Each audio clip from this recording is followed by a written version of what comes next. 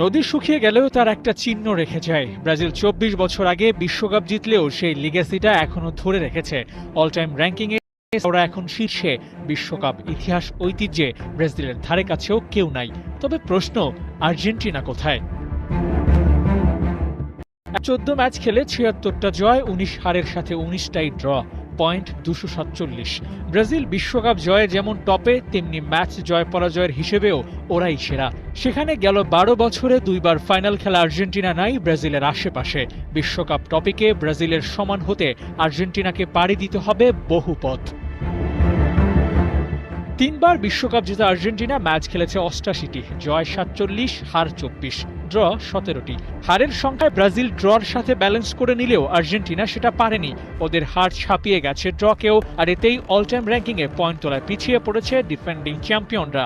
মূলত বিশ্বকাপের all time র্যাঙ্কিংয়ের হিসেবটাই হয় ম্যাচ জয়, হার, গোল ব্যবধান আর ড্রর হিসেবে। সেখানে ব্রাজিলকে টেক্কা দিতে পারেনি কোনো দল।